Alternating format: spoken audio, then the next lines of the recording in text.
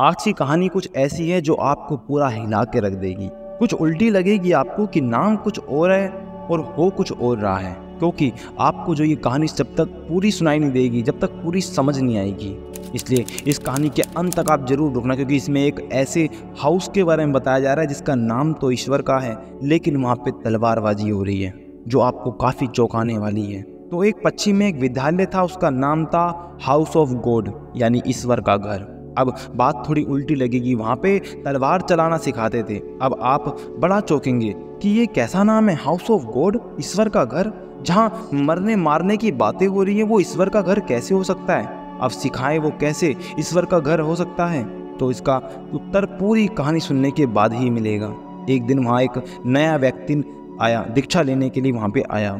तो वह वहाँ पहुँचा, काफ़ी घबराया हुआ था, लेकिन उसको वहाँ की तलवारबाजी की दीक्षा चाहिए थी। तो वहाँ पर जाकर वहाँ के गुरु से मिला। तो गुरु ने कहा, तुम कितना समय दे सकते हो ये सब सीखने में, तलवार सीखने के लिए? उसने कहा, मेरे पास ज़्यादा समय नहीं है, मैं करीब करीब 1 वर्ष आपको दे सकता हूँ। तो गुरु बोला, तो ये तो तुम्हारी कोई जगह नहीं, यहाँ से तुम तुरंत चले जाओ। तो उसने कहा कि तुम बताओ कि कितना समय लगेगा। गुरु बोला, इसका समय निश्चित नहीं, 1 मिनट में भी हो सकता है और होने को जन्म जन्म लग जाएंगे। अगर तेरे पास जन्म जन्म के समय है तो तू यहाँ रुक जा, अगर तेरे पास 2-4 जन्म देने के लिए समय है तो तू यहाँ रुक जा, क्योंकि हम तलवार के साथ साथ ईश्वर तक पहुँचने का भी मार्ग बताते हैं। ये बहुत, उसने जो बोला इसके में बहुत गहराई है, क्योंकि तलवार तो वही चला सकता है जो पूरे होश से भरा हो, क्योंकि कब कहाँ से हमला हो जाए कुछ पता नहीं। उसके सामने वाले के सोचने से पहले हमें उस तरफ तलवार ले जानी पड़ेगी अपने आप को बचाने के लिए, नहीं तो काम खत्म हो जाएगा। क्योंकि तलवार में तो बड़ा ही होश चाहिए, क्योंकि ईश्वर को जानने में भी होश ही लगता है। अगर आप पूरी चेतना में जीते हैं तो ईश्वर तुम्हारे करीब ही है। तो गुरु बोला, जन्मों जन्मों का समय है तो ही यहाँ रुकना। तो वो बोला, ठीक है, मैं तैयार हूँ। अब गुरु बोला, एक और शर्त, मुझे जब लगेगा जब मैं पहला चैप्टर स्टार्ट करूँगा, तुम जल्दी ना करोगे, जब मुझे लगेगा तब मैं अपने हिसाब से स्टार्ट कर दूंगा। तो उसे वहाँ रखा गया, उससे झाड़ू पोछा लगवाया गया, कभी दीवार सफाई, कभी ये सब काम वहाँ पे करवाया जा रहा। तो करते करते करीब करीब 1 साल हो गया और अभी तक कोई चैप्टर शुरू नहीं हुआ। उससे सारे तरह के काम करवाए गए, कभी झाड़ू लगवाया गया, कभी दीवार साफ करवाई गई, कभी कुछ कभी कुछ। तो वो सोचा, बाकी सब पर गुरुजी ध्यान देते हैं, मेरे पे नहीं, मैं अपना समय यहाँ पे खराब कर रहा हूँ, क्यों ना यहाँ से चला जाए, क्योंकि यहाँ पे ये जो मुझसे करवा रहे हैं उसमें तो कोई भी ज्ञान मुझे नहीं मालूम पड़ता, और ये मुझसे किस तरह का काम करवा रहे हैं। तो अचानक वो नहाने जा रहा था कि गुरु ने पीछे से आए लक्कड़ की तलवार निकाली और उसके ऊपर खींच के हमला किया। तो वो उसने देखा, तुरंत पीछे पलट के बोला कि ये क्या कर रहे हैं आप, तुम्हारा पहला चैप्टर शुरू हुआ, गुरु ने बोला। तो आज उसका वहाँ पहला चैप्टर शुरू हुआ। अब वो जो काम करे अचानक जब मर्जी हमला हो सकता था, कि गुरु का यही पहला चैप्टर था कि अचानक कहीं से भी हमला हो सकता है। अब वो खाना खाए तब गुरुजी अचानक आकर हमला कर दें, वो नहाने लगे तभी हमला, तुरंत नींदों में जाए सोने तो तुरंत कहीं से भी हमला अचानक हो जाए। अब उसे लगा ये कैसा पागलपन है, यहाँ पे सिखाया क्या जा रहा है।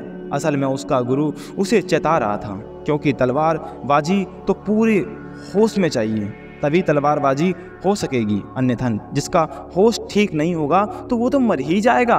क्योंकि तलवार में तो कहीं से भी होश की जरूरत पड़ सकती है, कहीं से भी हमला हो सकता है। तो सामने वाला सिर्फ सोचे और तुम्हें पता चल जाए कि किस तरफ वार होने वाला है, तो वहाँ तो सिर्फ सेकंडों का खेल होता है कि सामने वाले के सोचने से पहले तुम्हारी तलवार बचाव के लिए उस स्थान तक पहुँच जानी चाहिए। तो गुरु का जो उद्देश्य था वो यही था। तो अब उसका गुरु जब मर्जी हमला कर देता था।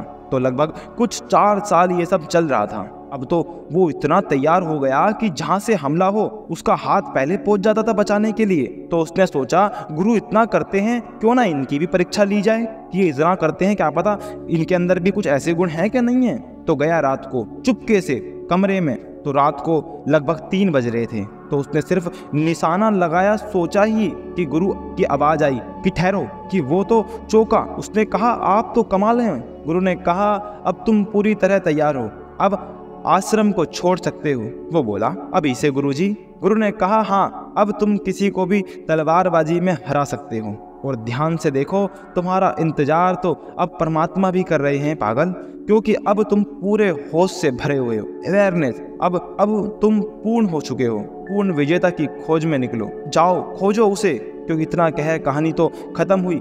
परंतु हमारे लिए शिक्षा ये है कि जिंदगी में होश ना हो तो काम, क्रोध, लोभ, मोह, भयानक शत्रु हम पर राज कर लेते हैं। आज इतना ही, लेकिन आपको ये ध्यान रखना है पूरे होश में अपनी ज़िंदगी जीनी है, ताकि ये काम, क्रोध, अहंकार जैसी चीज़ें आप पे कब्जा ना कर ले। अगर ज़िंदगी में भी इतना होश आ जाए तो कोई भी गलत चीज़ आप पे हमला ना कर सकती। चैनल आपका ही है तो इसको सब्सक्राइब कर लेना और इसको शेयर करना, ताकि आपके दोस्त जनों को भी, आपके परिवारजनों को भी इसके होश के बारे में पता चल सके। अगर आपको अच्छा लगा तो इसको सब्सक्राइब कर देना, लाइक कर देना, कमेंट अगर आप करके बताते हैं कि अगली कहानी किस तरह होनी चाहिए और क्या शिक्षा उसके अंदर होनी चाहिए, तो हमें काफ़ी प्रसन्नता होगी। तो फिर से मिलेंगे अगली वीडियो में। आज के लिए इतना ही। धन्यवाद। नमस्कारम नमस्कारम नमस्कारम।